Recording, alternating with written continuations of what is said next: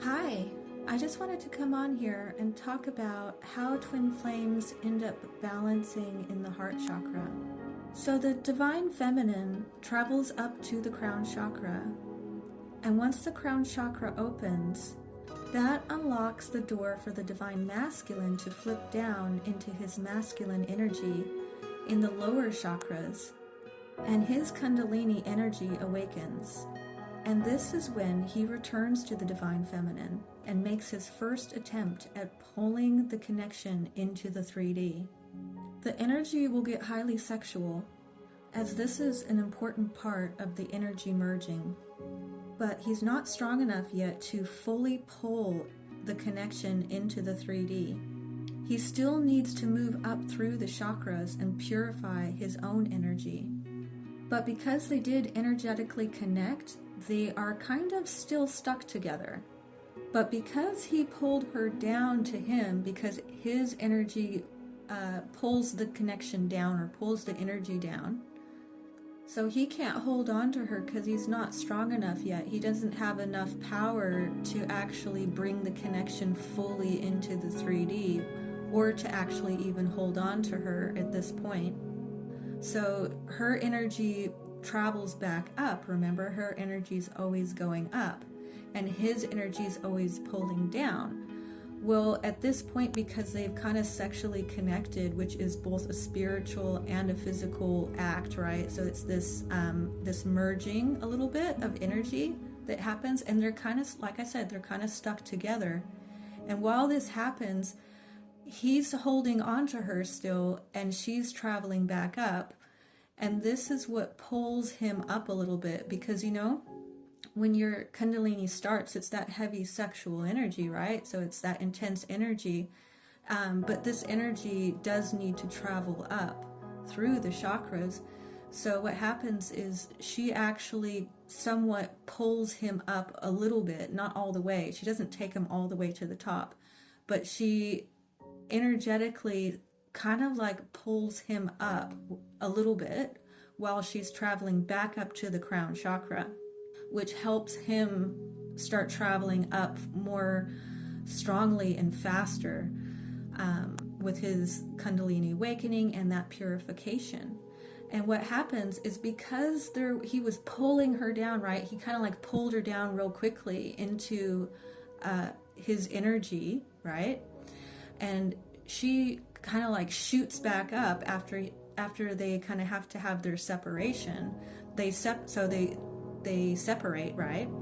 And that's what shoots her back up to the crown chakra. And it was the force of him pulling her down that kind of like she shoots up real fast. You know how you pull a rubber band back, right? And you let it go. It's like a forceful action. And so she shoots back up to the crown. And this is actually where she or when she starts her spiritual mission, because it's like that crown chakra gets bursted open and like she gets flooded with everything sort of coming in. Everything starts coming in stronger for her, and her spiritual mission sort of unfolds more strongly. Then once the divine masculine has purified more of his energy, he actually comes back in with a different energy. So it was that real sexual energy, right? He was using that energy to pull her down, but he wasn't strong enough. And so she shoots back up. He goes through the purification process. His energy changes because he's more purified now. And then what he does is he actually comes in and he pulls her into the heart chakra. So, because remember, she needs to come down, and she does kind of come out of the heart space, out of the heart chakra. She's not really in there. She's focused on her spiritual mission, and she's not, she's not kind of worried about what he's doing or the connection. She almost rejects the connection in a lot of ways. So he has to pull her down into the heart chakra. So he does that. So he comes back in with a different energy. He's in his divine energy now because he's more purified. So the energy isn't sexual. It's a different energy. And so basically he pulls her into the heart chakra. And how he does this is he actually claims her. He comes in and he claims her. And that's what pulls her into the heart chakra. Because remember, he's the physical twin. He's the physical leader of the connection. So he's going to have to be the one to claim her, and he has to claim the connection first. Then after he claims her, she also will claim him back. So he claims her, and then she also claims him now. She's claiming him because she was rejecting the connection somewhat. And so after he claims her, she also comes right back and she claims him. So that now they've claimed each other. And that's what pulls him into the heart chakra when she claims him. And this is where their energy actually merges. And when it's the actual alchemical marriage or the spiritual marriage happens at this point. And when this first happens, because what happens is the twins are no longer running or chasing. They're kind of, now they're just side by side. There's nobody running and there's nobody chasing.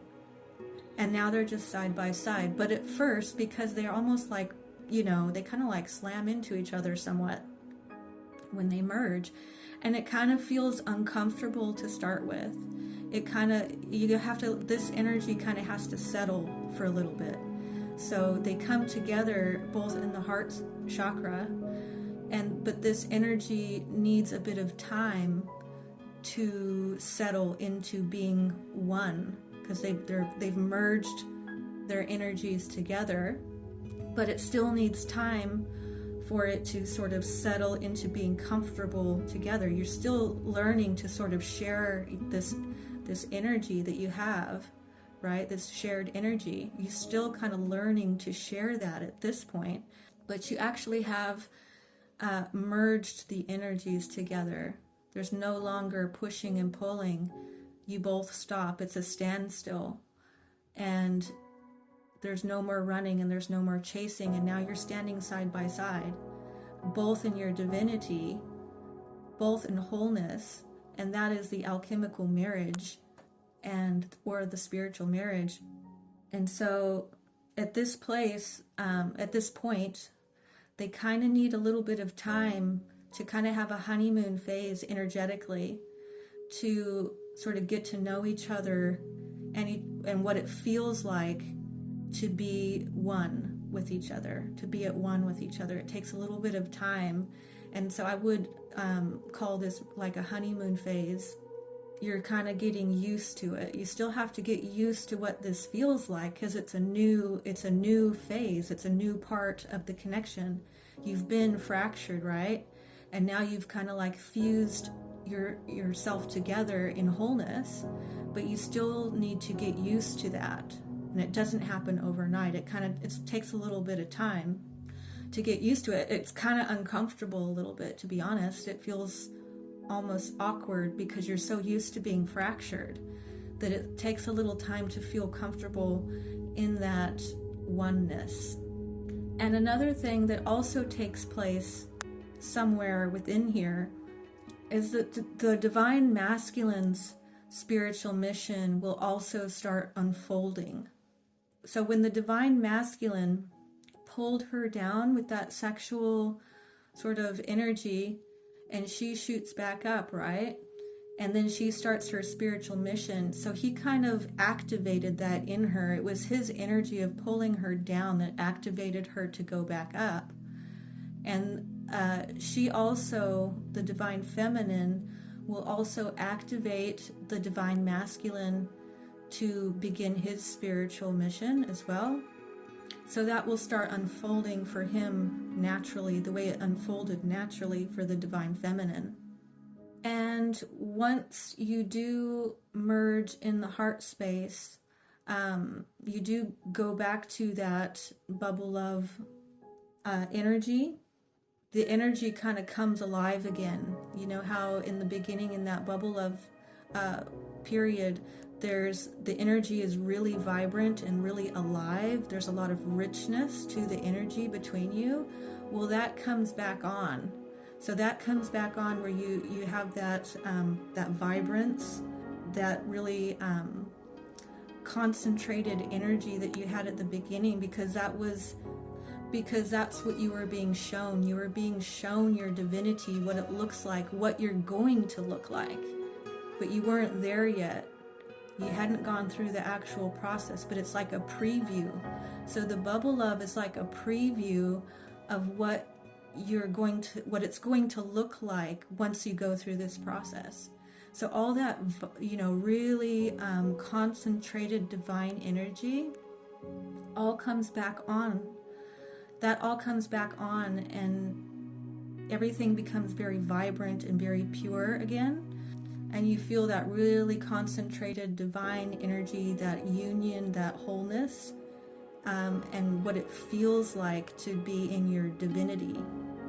And then what also will kick off is that you'll get the telepathic communication link it's on now.